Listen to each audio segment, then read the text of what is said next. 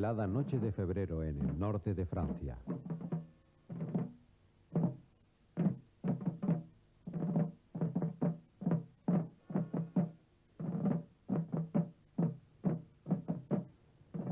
Antiguos enemigos, franceses y alemanes, se reúnen para conmemorar la más sangrienta batalla de la historia que empezó una noche como esta hace 75 años. Verdún.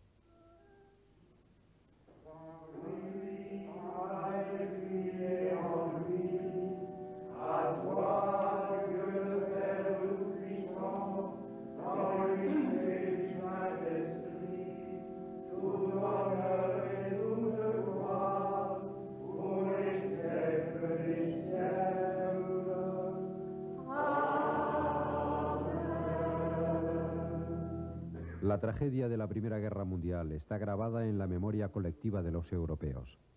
Fue un momento decisivo para la historia de Europa en el que se cuestionó su patriotismo, su fe común en el progreso, en la civilización e incluso en la existencia de un Dios benigno.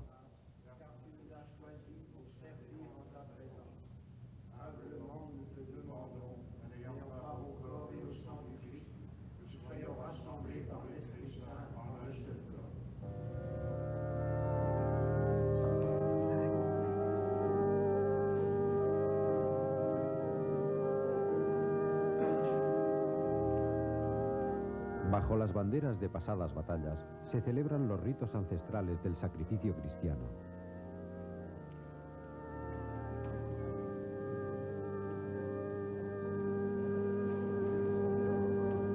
Hace tan solo una generación, aquí murieron 750.000 personas por un par de millas cuadradas de tierra, donde los herederos de la cultura de Voltaire fueron sacrificados a manos de los herederos de Goethe y Beethoven.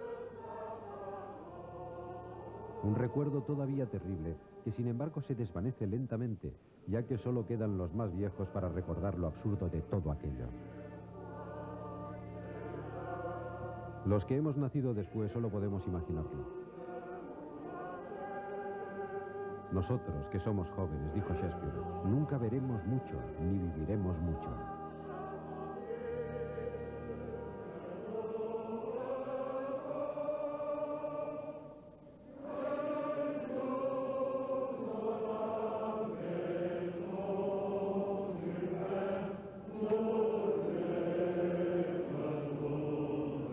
Y ahora, en los 90, después de siglos de conflicto, los europeos se encaminan finalmente hacia la unión. Son los descendientes de los bárbaros, los francos, los godos, los ingleses y los sajones, los primeros pueblos de la historia que expandieron su civilización por todo el planeta.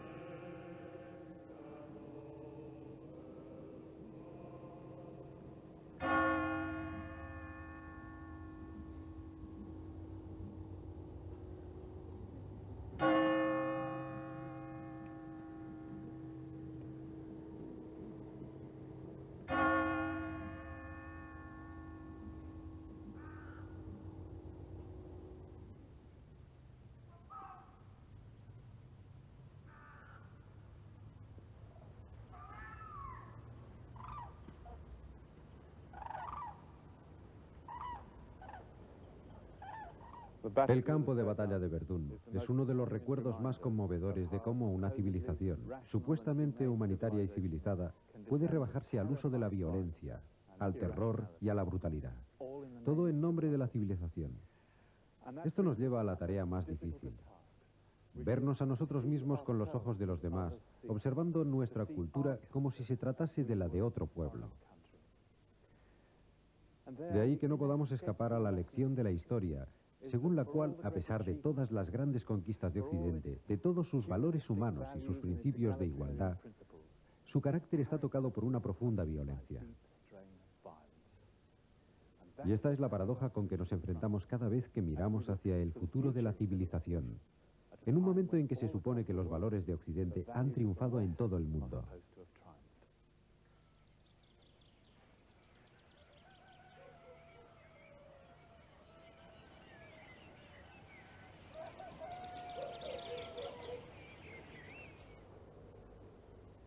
Nosotros, los griegos, vivimos cerca del mar como las ranas cerca de las charcas, dijo Sócrates. Esto es Samos. Aquí empezó la conquista que llevó a Occidente a explorar el espacio y a dominar la naturaleza.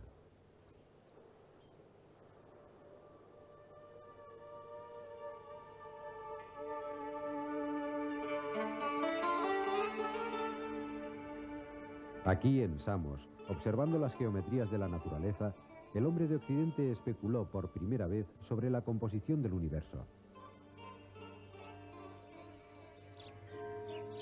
Y cuestionó el papel del hombre dentro de este orden y la existencia de Dios.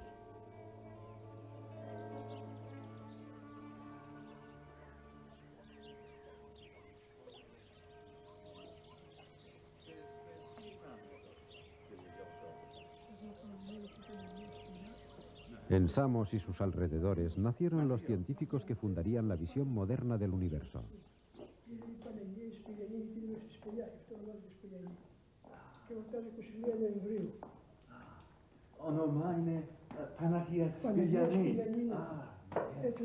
El más famoso fue Pitágoras, autor del teorema que todos hemos aprendido en el colegio, y aquí, en una cueva de la montaña, todavía pervive su tradición.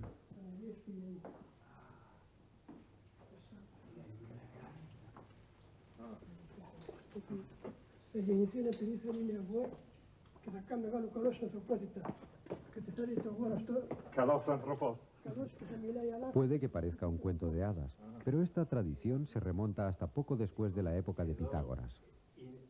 Y contiene una verdad importante.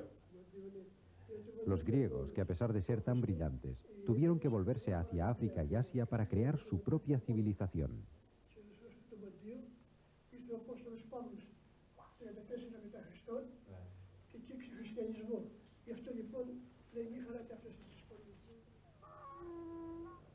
En Occidente tendemos a considerar este periodo como el nacimiento de la ciencia y la razón, pero sería más preciso describirlo como el nacimiento de la ciencia y la razón occidentales, ya que en el antiguo mundo este periodo, hacia el 500 a.C., fue increíblemente creativo.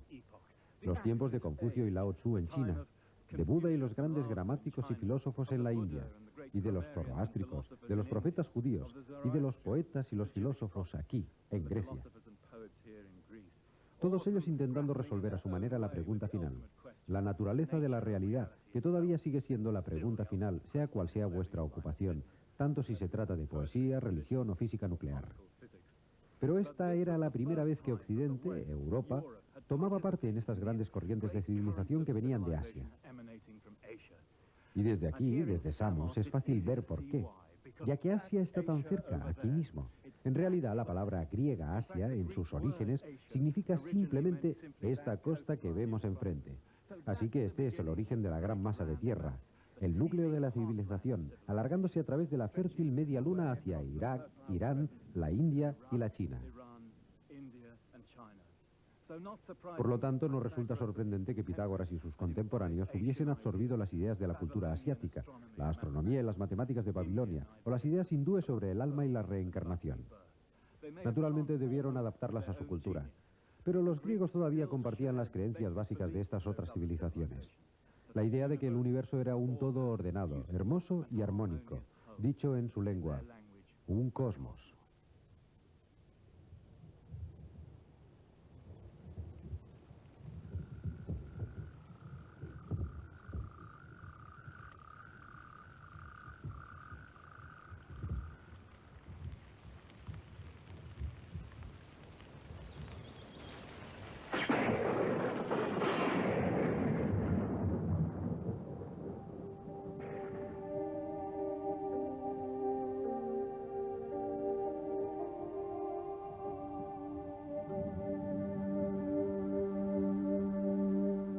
El hombre es, por naturaleza, un animal político, dijeron los griegos. La nueva visión científica del mundo sirvió de catalizador para un nuevo concepto político, la democracia. Y la primera democracia fue la de Atenas. Los edificios de la Atenas clásica, como el Partenón, son monumentos a este nuevo orden.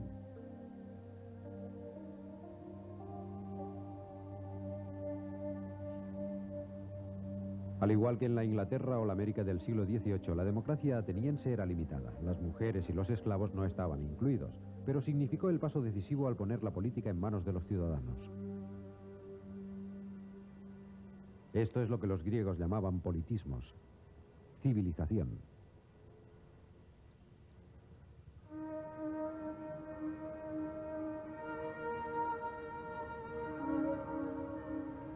Para los griegos, la cualidad esencial de la vida civilizada era el humanismo.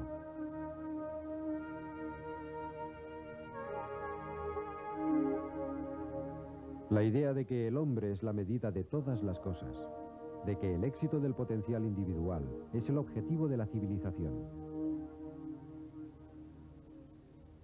Esta idea impregna el legado artístico, filosófico y literario que desde la antigua Grecia ha perdurado hasta nuestro mundo moderno. En los festivales de teatro, 30.000 ciudadanos pudieron ver interpretados los grandes temas como el destino y la libertad.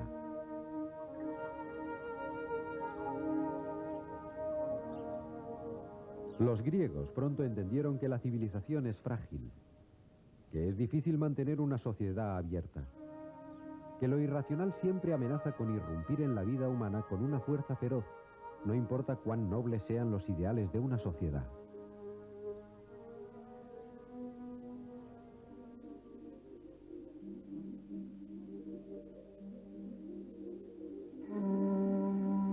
Los griegos, dijo Aristóteles, son inteligentes y libres y son capaces de gobernar a la humanidad.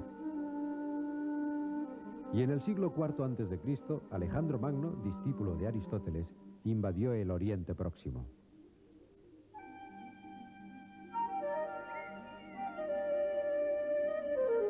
El valle del Nilo se llenó de colonos griegos. En el Alto Nilo los monumentos se vieron cubiertos por los grafitis de los turistas griegos. Pensad, se encolerizaba un sacerdote egipcio, que nosotros enseñamos a estos novatos todo lo que saben.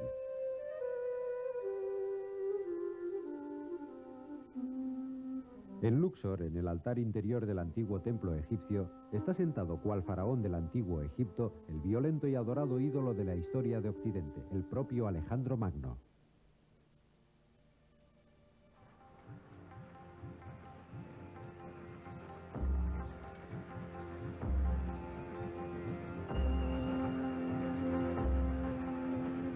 Después de invadir Persia y Babilonia, los griegos atravesaron el estrecho de Khyber y se adentraron en la India, fundando sus colonias al noroeste de la frontera.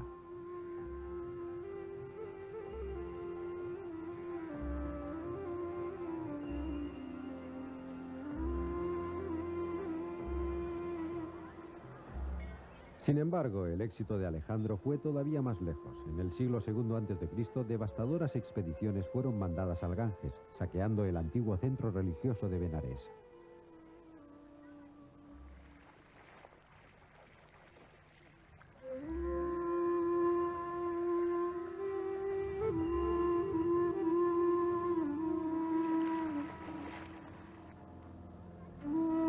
El pequeño pueblo de Kusambi es una evidencia gráfica de la ferocidad de estos ataques.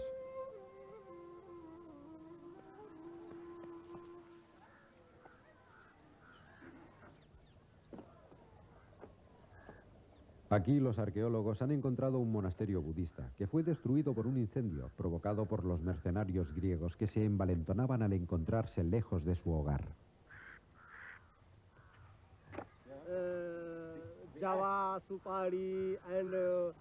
Aquellos fueron tiempos terribles, dijeron los hindúes. Los griegos viciosos, pero valientes, arruinaron nuestra tierra quemándola y sembrando el hambre, matando mujeres, niños e incluso vacas. Esta fue la primera vez que Occidente salió al mundo.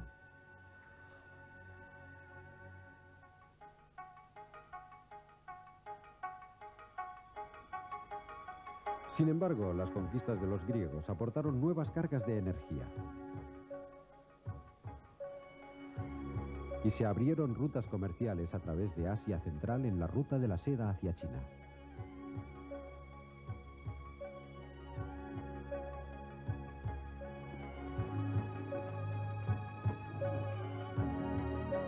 En otros tiempos, dijo el historiador Polybius, La historia del mundo estaba constituida por series de episodios sin ninguna relación entre ellos, pero a partir de ahora la historia se convierte en un todo orgánico. Las cuestiones de Europa y África se conectan con Asia y todos los acontecimientos guardan una relación y contribuyen a un solo fin.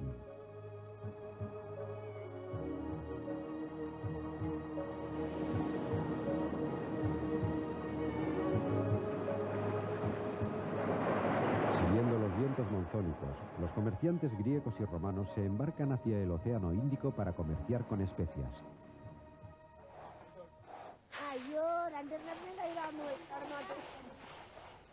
Todos los años, la balanza de pagos romana gastaba millones para llenar de pimienta los graneros del río Tíber. Era el principio de un vasto intercambio de ideas y culturas. El primer destello de una economía mundial.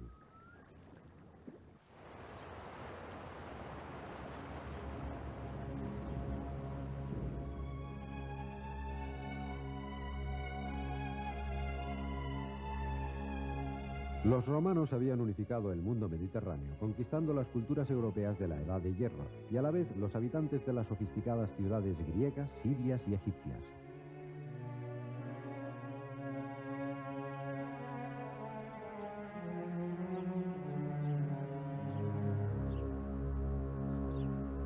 Reuniendo en un solo imperio a grandes arquitectos, ingenieros y estrategas militares, ya que, como todos los imperios, el romano se basaba en el poder militar, la esclavitud y la crueldad.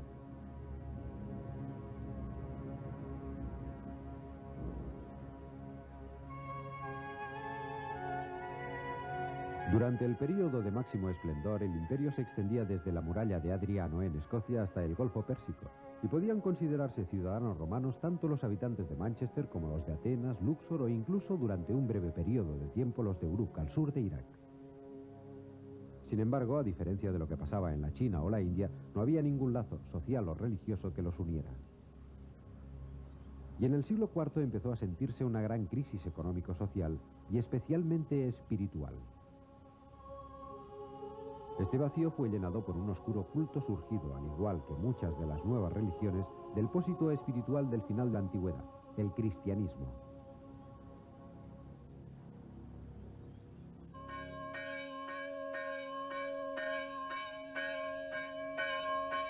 Especialmente en Egipto, se desarrolló una forma de cristianismo que ejercería una profunda y duradera influencia sobre la mentalidad occidental, el monocato.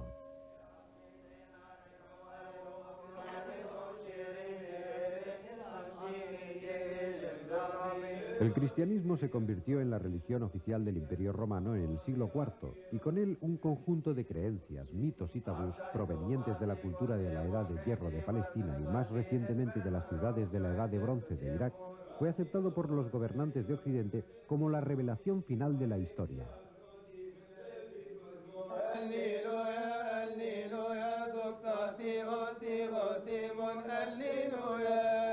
Y aunque el Imperio Romano cayó bajo la invasión de los bárbaros del norte en el 410 después de Cristo, este sentido de misión histórica nunca se perdió.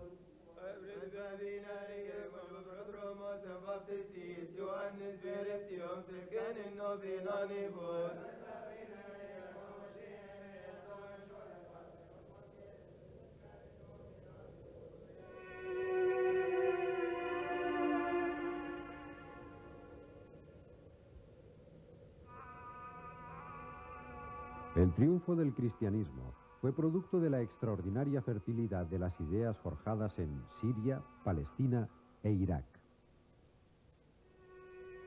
Testigo, una vez más, de cómo las más antiguas culturas del Este han sido una fuente de continua inspiración para Occidente.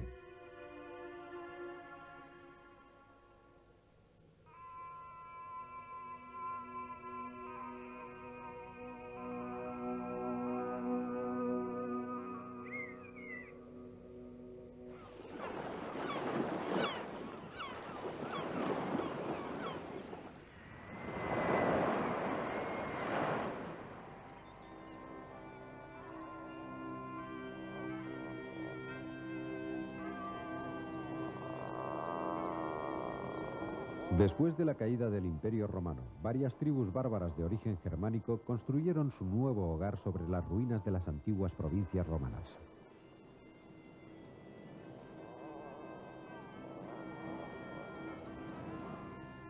En las abruptas costas de Inglaterra, los anglosajones, con una religión inspirada en las del Próximo Oriente, un monocato tomado de Egipto y una lengua escrita e importada de Italia, empezaron a construir con optimismo su nuevo orden.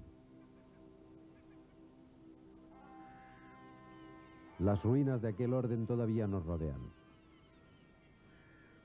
moldeando silenciosamente el mundo moderno.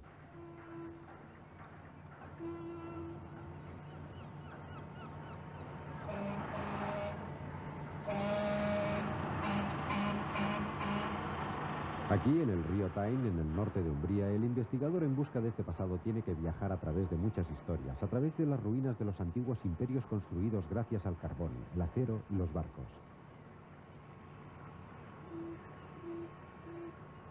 Pero Jarrow es un punto tan decisivo como cualquiera en la historia de Occidente. Para llegar hasta él, ahora es necesario cruzar sobre los restos de un pasado perdido para siempre. Aquí, en el monasterio de San Pedro y San Pablo, se escribió la primera gran historia de Occidente en la que se contaba la visión que Occidente tenía de su propio destino. El autor fue un monje de este monasterio, el venerable Bede. Bede fue el primero en usar el sistema de datación Anno Domini, basado en el año del nacimiento de Cristo y que es el que ahora se utiliza en todo el mundo. Los libros aquí escritos nos orientan sobre su época. El héroe bíblico David, por ejemplo, sirvió de modelo a los gobernantes de los pueblos bárbaros de Occidente que lo representaban como el maestro de su pueblo, el salmista. Él nos recuerda que la larga tradición occidental en lo referente a legislación y moral no viene de la antigua Grecia o de Roma, ni siquiera de la época victoriana, sino de la Edad Media. Aquí vemos a David con su lanza, o a Dios librando justas batallas contra los infieles. Si unimos estos dos conceptos, tenemos la idea de gobernante occidental desde las cruzadas hasta la Guerra del Golfo.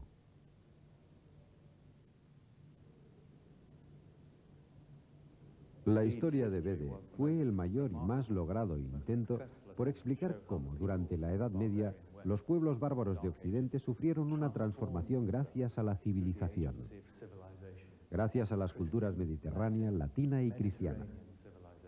En este sentido, Bede fue un perfecto europeo. Comparados con, por ejemplo, la China de Tang, los anglosajones contemporáneos a Bede y los pueblos de Europa en general eran en efecto bárbaros. Eran pueblos empobrecidos, inmigrantes del tercer mundo subdesarrollado, como diríamos hoy utilizando el tono paternalista de los ricos. Sin embargo, aquí, en la costa norte de Umbría, encontramos en el siglo VIII los elementos clave que configurarán la cultura de este nuevo occidente que empieza a emerger. La religión y la ética judeocristianas, lo que quedaba del humanismo y de las leyes romanas, y una sociedad y un idioma de origen germánico. En manos de un historiador como Bede, esta mezcla podía utilizarse para explicar una importante historia, que los pueblos bárbaros de Occidente eran los herederos cristianos del Imperio Romano, los elegidos para llevarnos hasta la última fase de la historia humana, de la ciudad de los hombres a la ciudad de Dios. La creencia de que la historia tiene un fin se convertiría en uno de los temas centrales de la cultura, desde San Agustín a Marx y desde Jarrow hasta la plaza de Tiananmen.